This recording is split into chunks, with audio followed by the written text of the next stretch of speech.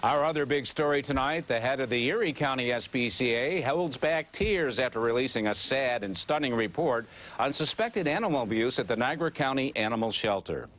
Plus, he's been tight-lipped since the whole thing began, and today News 4 tracked down the shelter's executive director. Yeah, again, I'm not going to comment on that until I can take a look at the report. And you can understand why there's outrage. I can. I'm not going to comment. And that scathing report is painting a very sad picture of suspected animal abuse at Niagara County's SPCA. The disturbing details moved some people to tears. The investigation came to a head today as the Erie County SPCA released its report, claiming the Niagara Shelter's executive director, John Faso, showed little interest in caring for the animals. The report also points to a cruel method of euthanasia and that a lack of action led to death.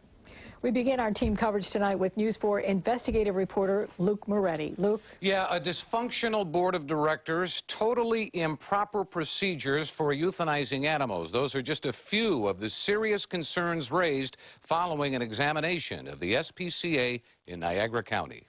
This 115-page report paints an ugly picture and is highly critical of the Niagara County SPCA. There is blame to go every place. Barbara Carr, executive director of the Erie County SPCA, spent 3 weeks investigating the shelter. She found a complete lack of standard operating procedures, that euthanasia due to space restraints was fairly common, and that when it comes to the use of controlled substances, records were inadequate.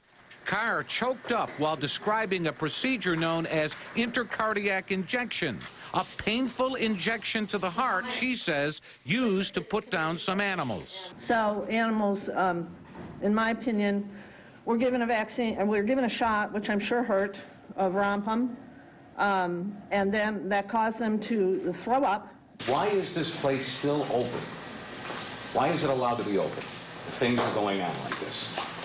That's a good question, and it's a private nonprofit organization. It's not a government agency that can be shut down. You know, there are no guidelines in New York State for shelters. Kathy Kacharik, who's volunteered at the shelter for a year and a half, says she's crushed by the report's findings.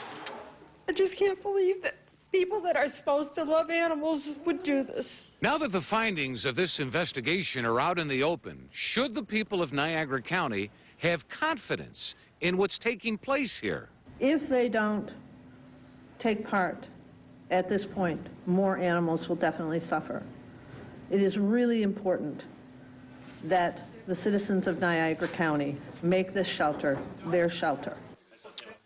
Now, the report recommends, among other things, that the board of directors should consider a complete restructuring, that a mission statement be developed, and that each board member should stand for re-election. Luke Moretti, News 4.